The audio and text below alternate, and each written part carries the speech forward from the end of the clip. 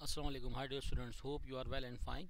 And today we are going to discuss how to score greater than 95% marks in secondary chemistry. Chemistry is a subject that often gives students headache as it includes complex reactions and theories. But at the same time, chemistry is a very scoring subject. Before we start, this video is for class second year chemistry students. In this video I am going to give you some tips to score around 100% of good marks in this subject. First of all, do each and every question from today's discussion, whatever its example, reactions or exercise. Okay. तो आज हम जो study करने आ रहे हैं वो क्या है, वो टॉपिक सिंपल इस तरीके से कि हम किस तरीके से मैक्सिमम स्कोर कर सकते हैं अपनी सेकेंड ईयर केमिस्ट्री के अंदर। यकीनन तकरीबन 100% स्कोर कर सकते हैं हम, लेकिन फाइनल में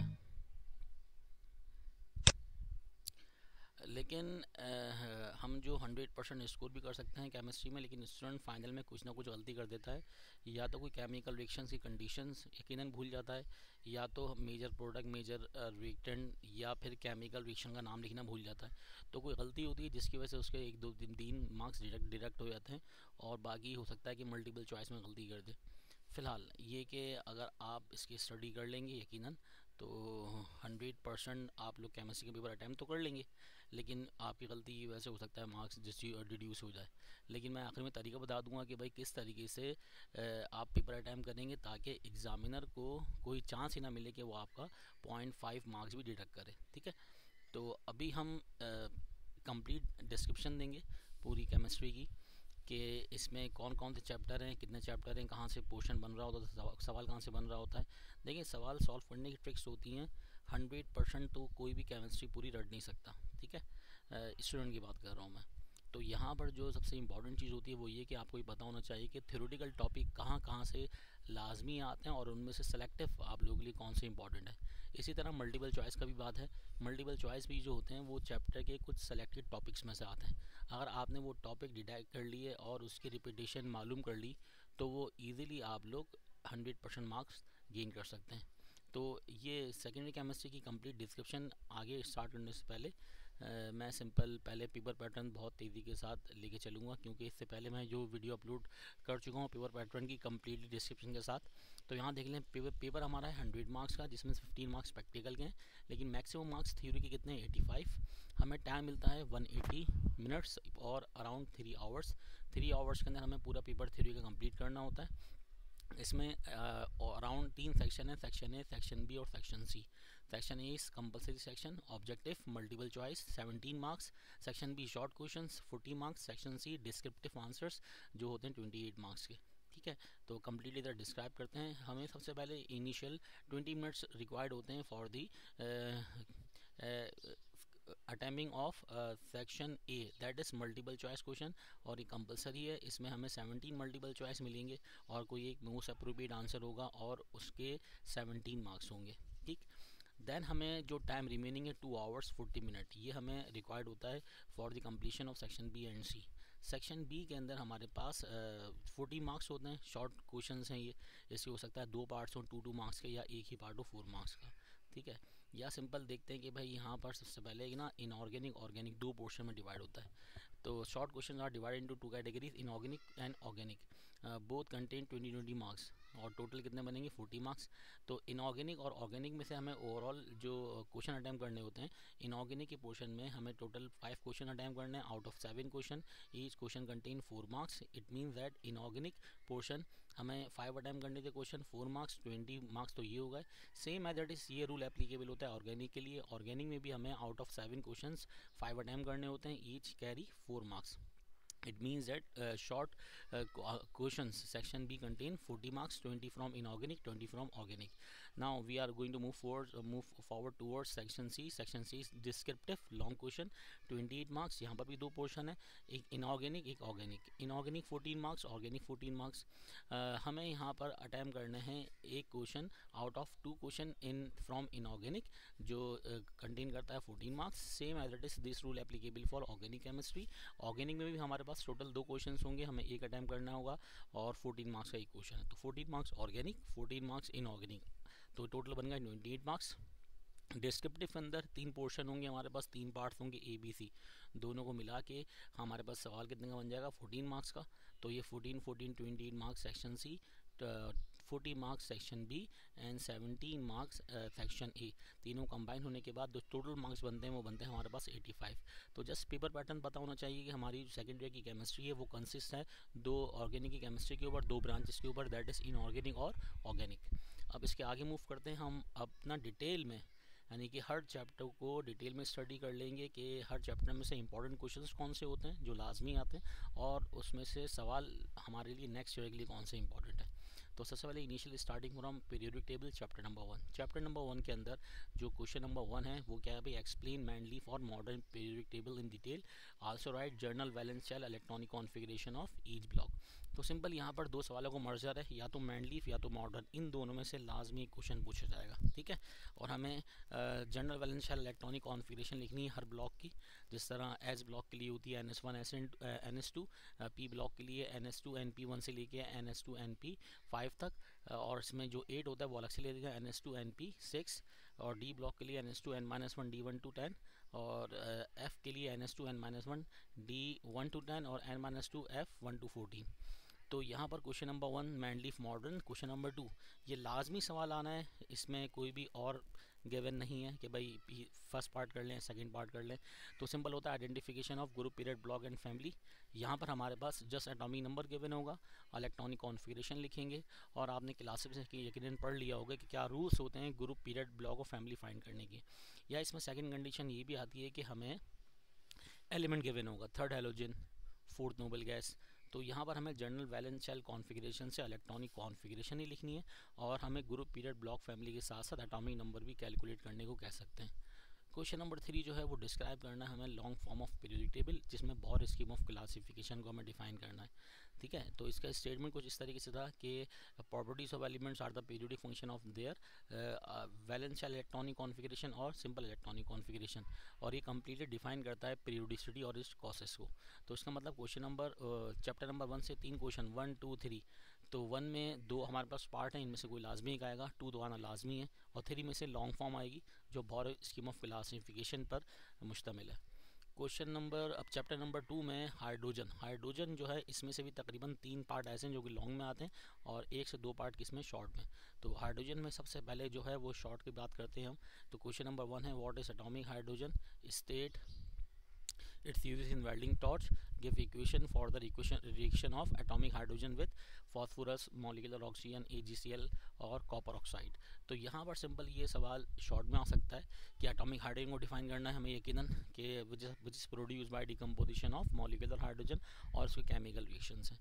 तो क्वेश्चन नंबर 2 के अंदर लाजमी तौर पर हाइड्राइड से सवाल आएगा।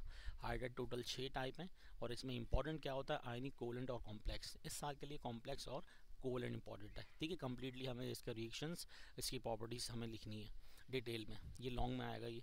क्वेश्चन नंबर 3 की बात करते हैं तो एक्सप्लेन करने के लिए आती है पोजीशन ऑफ हाइड्रोजन। अब 3 ग्रुप हैं, 1A 7A and 4A। The most important groups are 1A and 4A for this year. इन दो में से लाजमी कोई एक क्वेश्चन आना लाजमी है लॉन्ग में। अब क्वेश्चन नंबर 4 की बात करते हैं तो यहाँ पर इंडस्ट्रियल प्रिपरेशन, मतलब क्वेश्चन 2 3 4 ये लॉन्ग के टॉपिक हैं या 4 नंबर के टॉपिक हैं। इसमें हमें यहाँ क्वेश्चन नंबर 4 में या तो 4 इंडस्ट्रियल प्रिपरेशन लिखनी है, या सिंपल एक सवाल अलग से आ सकता है कि what is water gas, how it is prepared and how hydrogen gas can be prepared from hydrogen gas can be separate from water gas. तो ये अलग से थ्योरी का सवाल है जो कि आप लोग क्लासेस में पढ़ चुके हैं, तो hope you will easily solve it, ठीक है। तो ये हमारे चैप्टर नंबर 2 की कंप्लीट डिस्क्रिप्शन हो गई कि सवाल कौन कौन से इंपॉर्टेंट होते हैं और हमें अटैम्प्ट किस टॉपिक से करना है। चैप्टर नंबर 3 की बात करते हैं S block element. Chapter number 3 S block elements के अंदर नंबर 1 जो है वो सबसे पहले हमारे पास क्या आ गई, इंडस्ट्रीज थे। इसमें 3 केमिकल इंडस्ट्रीज हैं। नंबर 1 नॉन्स प्रोसेस है, second ammonia Solvay process for the production of sodium carbonate, और थर्ड NaOH। इस साल के लिए NaOH इतना इंपॉर्टेंट नहीं है, ठीक है, लेकिन डाउन्स और सॉल्वर प्रोसेस सबसे ज़्यादा इंपॉर्टेंट सॉल्वर प्रोसेस है। और डाउन्स की मैं यहाँ पर वीडियो अपलोड कर चुका हूँ, इंशाल्लाह नेक्स्ट क्लासेस के अंदर अमोनिया सॉल्वर प्रोसेस की भी वीडियो अपलोड कर दी जाएगी, ठीक है। तो यहाँ पर सबसे पहले इंडस्ट्रियल प्रिपरेशन आ गई दो की, डाउन्स मतलब सोडियम की एक्सट्रैक्शन, और second ammonia Solvay process for the production of soda ash. तो हमें ये कंप्लीट कर लेनी है। क्वेश्चन नंबर 2 की बात करते हैं, राइट द शॉर्ट नोट। अब इसमें शॉर्ट नोट इंपॉर्टेंट कौन कौन से हैं? इसमें शॉर्ट नोट इंपॉर्टेंट है plaster of Paris, hydration energy, electronegativity और आयनिक रेडियस। तो हमें इसके शॉर्ट नोट लिखने होते हैं और आईपी। तो यहाँ पर इसकी हमें ग्रुप ट्रेंड भी डिफाइन करने हैं, मतलब वेरिएशन ऑफ आईपी या वेरिएशन ऑफ इलेक्ट्रोनेगेटिविटी या variation of ionic radii in group and period. तो ये हमारा एस ब्लॉक कंप्लीट हो गया। इसमें सिर्फ दो टाइप हैं, एक इंडस्ट्रियल प्रिपरेशन और दूसरा शॉर्ट नोट। ठीक है, फोर्थ की बात करते हैं। पी ब्लॉक एलिमेंट्स के अंदर हमारे पास बहुत बड़ा चैप्टर है, एक ही दिन बहुत सारी इंडस्ट्रीज हैं, शॉर्ट नोट भी बहुत सारे हैं, लेकिन अटैम्प्ट करने का तरीका है सिंपल। यहाँ पर इसमें जो इंडस्ट्रियल प्रिपरेशन है वो या तो एल्यूमिनियम की है, या तो क्लोरीन की, या तो H2SO4। एल्यूमिनियम का सरपेक्स और हॉल्स प्रोसेस इंपॉर्टेंट है, एक्सट्रैक्शन ऑफ एल्यूमिनियम। और हमारे पास क्लोरीन गैस के लिए दो मेथड थे, इसमें से इंपॉर्टेंट क्या है? कास्ट एंड कैरियर सेल, और last one will B contact process H2SO4। ठीक है, इन तीन में से लाजमी है कि एक इंडस्ट्री आ जाए, हो सकता है कि दो इंडस्ट्री भी आ जाए और एक शॉर्ट के अंदर आ जाए। तो यहाँ पर सिंपल क्वेश्चन नंबर 2 की बात करते हैं। क्वेश्चन नंबर 2 में शॉर्ट नोट जो इंपॉर्टेंट है वो कौन कौन से हैं? नंबर 1 आपके पास एलम, बोरिक एसिड, एक्वारीजिया, और last one is allotropic form of carbon. तो इसमें से जो बहुत सारे शॉर्ट नोट थे, तो कंबाइन करने के बाद आपके पास सिर्फ 4 इंपॉर्टेंट निकाले गए। तो लाजमी है कि वैसे सबसे ज़्यादा इंपॉर्टेंट किसमें कौन सा? एक्वारीजिया और allotropic form of carbon. Boric acid मे भी आ जाए, मे भी नहीं आए, लेकिन ये चारों इंपॉर्टेंट है बहुत ज़्यादा। तो एलम बहुत आसान सा टॉपिक है, वो आप लोग इजीली याद कर लेंगे। अब क्वेश्चन नंबर 3 की बात करते हैं। यहाँ पर ये आ सकता है शॉर्ट के अंदर कि अमोनल क्या है, what is ammonal, and explain thermite process. Thermite process जो एल्यूमिनियम का केमिकल रिएक्शन था, where aluminium act as reducing agent. और आखिर में डिफाइन करना electron population, which is the ratio between total number of electron present in any shell to the total number of electron can be accommodated। ठीक है, तो ये metallic character को define कर रहे हैं। तो यहाँ पर सिंपल 3 क्वेश्चन इंपॉर्टेंट थे। नंबर 1 इंडस्ट्रियल प्रिपरेशन से पी ब्लॉक की, सेकंड शॉर्ट नोट, और थर्ड कोई भी जो प्रोसेस होगा या फिर कोई भी केमिकल रिएक्शन है उसको हमने शॉर्ट फॉर्म में पूछ लिया गया, जिस तरह पूछा है अमोनियल थर्माइट प्रोसेस और इलेक्ट्रॉन पॉपुलेशन। अब पी ब्लॉक के बाद D block. D block elements जो हैं यहाँ पर चैप्टर नंबर 5 में इंपॉर्टेंट सिर्फ यहाँ पर 3 चीज़ें, इंडस्ट्रियल प्रिपरेशन होती है, शॉर्ट नोट होते हैं और IUPAC। तो शॉर्ट नोट कौन कौन से हैं भाई? शॉर्ट नोट यहाँ पे 3 हैं, corrosion and it's prevention, stainless steel और टिन प्लेटिंग। और इन तीनों की वीडियो अपलोड की जा चुकी है, और आप लोगों ने नहीं देखी तो आप लोग बराह मेहरबानी ज़रूर देखिएगा, क्योंकि एग्ज़ाम तो लाजमी होना है। ठीक है, और क्वेश्चन नंबर 2 की बात करते हैं। क्वेश्चन नंबर 2 में IUPAC जो international union of pure and applied chemistry के लिहाज से स्टैंडर्ड नोमेनक्लेचर होता है, एक ऑर्गेनिक का अलग है, इनऑर्गेनिक का अलग है, कॉम्प्लेक्सेस का। तो कुछ कॉम्प्लेक्सेस निकाले मैंने यहाँ पर, जो कि आपको टारगेट पेपर के अंदर भी दे दिए गए थे। तो यही टाइप्स होती हैं, हो सकता है कि पॉजिटिव नेगेटिव आइन दोनों मौजूद हो सकता है कि नेगेटिव आइन ना हो पॉजिटिव आइन हो सकता हो कि पॉजिटिव नेगेटिव दोनों आइन ना हो, लेकिन यहाँ पर ये कॉम्प्लेक्स रहेगा क्योंकि इसमें कोऑर्डिनेशन स्फीयर है। ठीक है, तो इसको सॉल्व करने के तरीके भी थे, रूल्स भी थे, और इनकी वीडियो अपलोड की जा चुकी हैं, ये भी आप लोग देख लीजिएगा। क्वेश्चन नंबर 3, क्वेश्चन नंबर 3 की बात करते हैं। तो यहाँ पर एक शॉर्ट नोट है, किसके लिए शॉर्ट नोट? या सिंपल एक शॉर्ट में सवाल आ सकता है लीगेंड के ऊपर कि डिफाइन लीगेंड्स, इसकी क्लासिफिकेशन बेस्ड ऑन इस coordination number, coordination items, monodentate, bidentate और पॉलीडेंटेट। ठीक है, चिलेटिंग एजेंट वगैरह भी डिफाइन करने के लिए आता है इसके अंदर। तो अब क्वेश्चन नंबर 4 की तरफ चलते हैं। ये लॉन्ग का टॉपिक है, explain metallurgy of copper. Metallurgy of copper सबसे ज़्यादा इंपॉर्टेंट है। ठीक है, कॉपर पायराइट से हमने कॉपर बनाया था, उसकी रिफाइनिंग की थी तकरीबन 99.99% प्योर कॉपर के अंदर, और उससे पहले अनरिफाइंड कॉपर मतलब 99% ब्लिस्टर कॉपर हासिल किया था।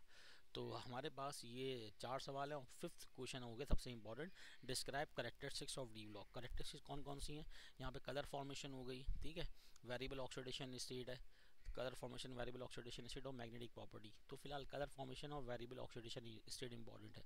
तो यहाँ पर हमने अच्छा इनऑर्गेनिक का पोर्शन सेकेंडरी केमिस्ट्री में चैप्टर नंबर 1 to 5 क्या है इनऑर्गेनिक, और 6 to 11 क्या है ऑर्गेनिक। तो हमने चैप्टर नंबर 1 to 5 इनऑर्गेनिक का पोर्शन कंप्लीट कर लिया। अगर आप लोग इसी तरीके से जिस तरह आप लोगों को बताया गया तैयारी कर लेंगे तो हमने 100% प्रिपरेशन कर ली अपनी सेकेंडरी केमिस्ट्री के इनऑर्गेनिक पोर्शन की। Now we are going to move towards section number B और सी के अंदर। अच्छा इंडस्ट्रियल कंपाउंड के अंदर भी था, इसके अंदर इंडस्ट्रियल कंपाउंड भी इसके अंदर करेक्टरिस्टिक है डी ब्लॉक एलिमेंट्स की, तो वो भी याद कर लीजिएगा आप लोग। अब हम चैप्टर नंबर 6 की तरफ जा रहे हैं। चैप्टर नंबर 6 क्या है? Introduction to organic chemistry. इसमें ज़्यादातर सिंपल क्या है, इसके अंदर शॉर्ट नोट है, ठीक है, और IUPAC हो गए थोड़े से। तो नाम की बात करते हैं, शॉर्ट नोट के अंदर natural sources of organic compounds हैं, आइसोमेरिज्म, पॉलीमराइजेशन, क्रैकिंग। तो यकीनन इसमें से 3 तो सबसे ज़्यादा इंपॉर्टेंट है। कौन सा भाई? बी, सी और डी। आइसोमेरिज्म, पॉलीमराइजेशन और क्रैकिंग। शॉर्ट नोट है इसके ऊपर विद एग्जांपल।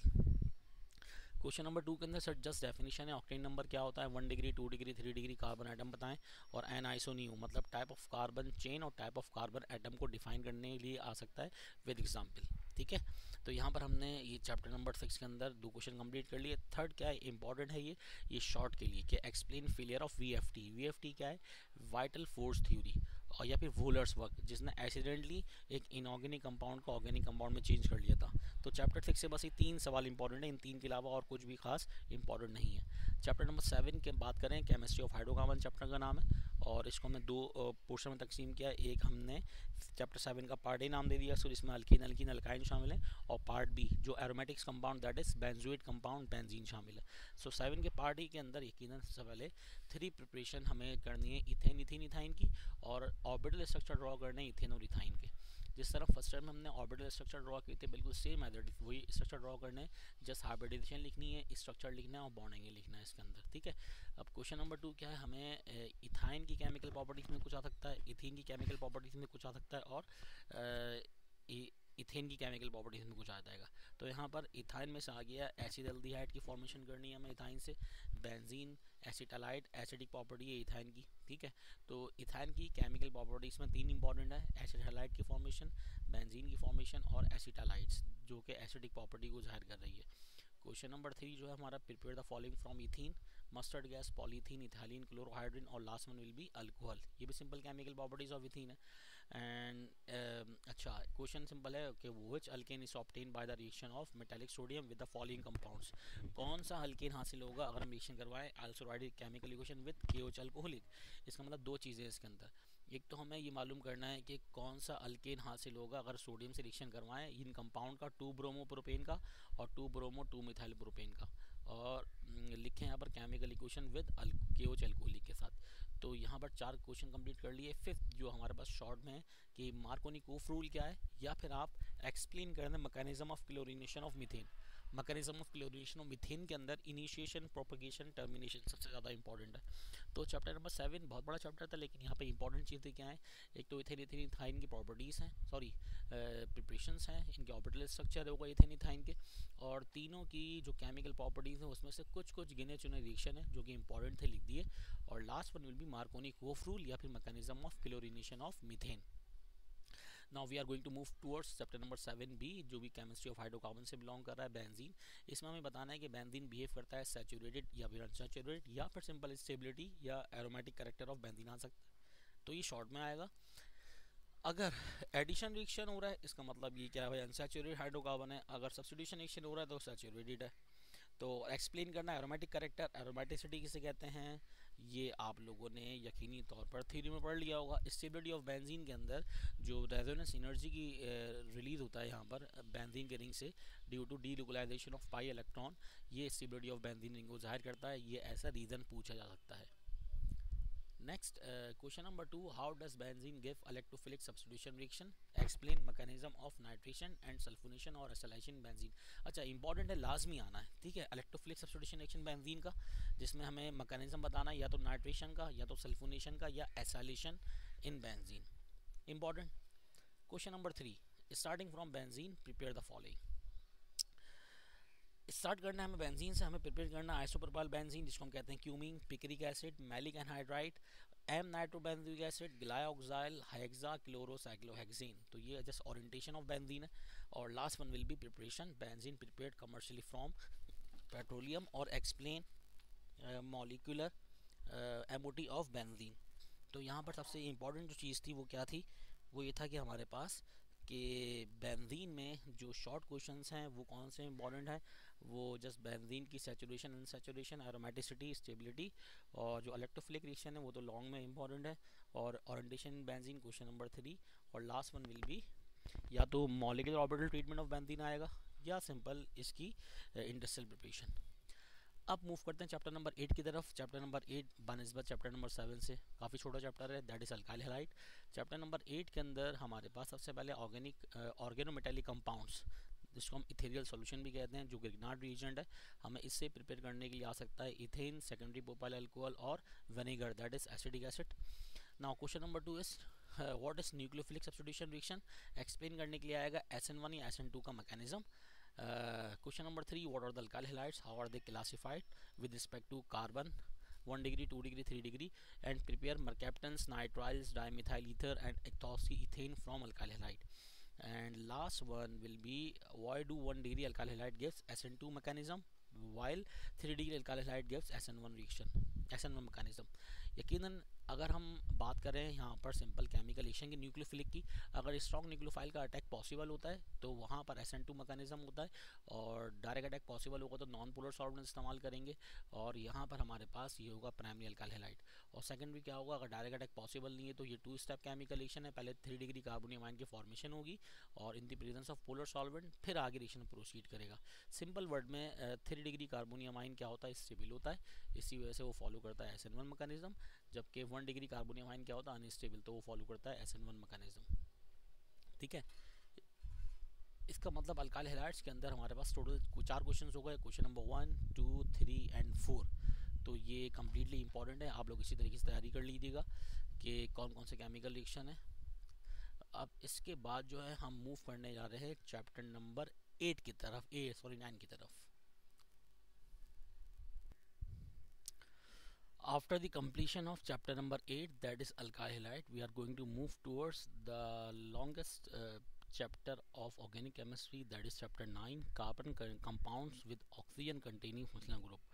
अब इसका नाम बड़ा तो एक चैप्टर भी बहुत बड़ा हुआ ही है, और सबसे ज़्यादा स्टूडेंट फंसता यहीं पर है। देखिए बहुत आसान तरीका है इसके, या तो कुछ इंपॉर्टेंट टॉपिक्स हैं आप वो याद कर लें, या तो आप पूरे की प्रैक्टिस करें, उनमें से गिने चुने टॉपिक्स को बार बार प्रैक्टिस करें और इसके शॉर्टकट बनाएं। ठीक है, तो इसमें जो इंपॉर्टेंट चीज़ सबसे पहले क्या है कि give the 2 preparations of each of the following, methanol, methanol, ethoxyethane और एसीटोन, इन चारों की आपको 2-2 प्रिपरेशंस याद करनी है, और इसकी ट्रिक्स तो मैं क्लास में बता चुका हूँ।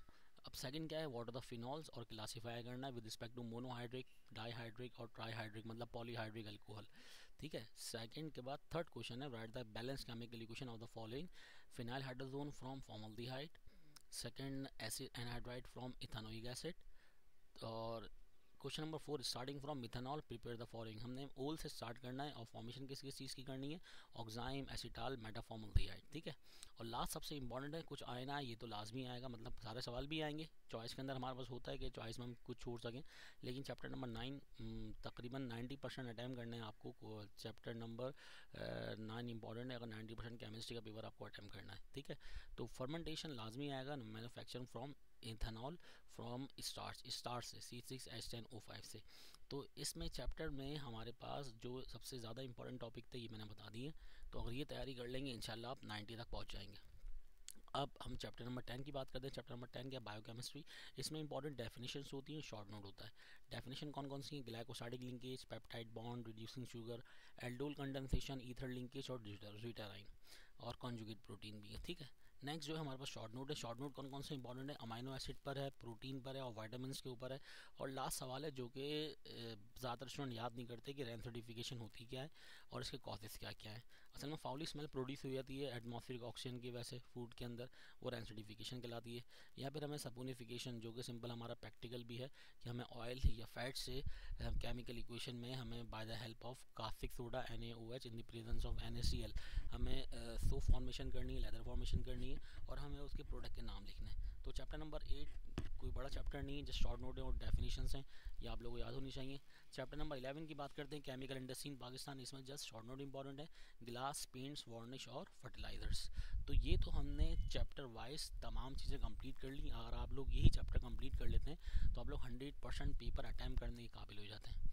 ठीक है, बाद वक्त ये होता है कि कुछ चीज़ें आती नहीं है स्टूडेंट को, या कुछ जहन से निकल जाती हैं, तो उसके लिए सिंपल ये कि आप पूरी ओवरऑल केमिस्ट्री में से इंपॉर्टेंट जो, अगर आपने पूरी 100+ की तैयारी करनी है कि वो सवाल भी तैयारी करनी है जो कि आप चॉइस में छोड़ रहे हैं, तो उनके लिए सिंपल मैंने अलग सी चीज़ें निकाली हैं। जिस तरह केमिकल टेस्ट होते हैं वो लाजमी शॉर्ट में पूछे जाते हैं, कौन कौन से इंपॉर्टेंट है, saturated, unsaturated hydrocarbon, second ethene, ethyne, aliphatic aromatic और रिड्यूसिंग, नॉन रिड्यूसिंग शुगर, और last one very important aldehyde ketone.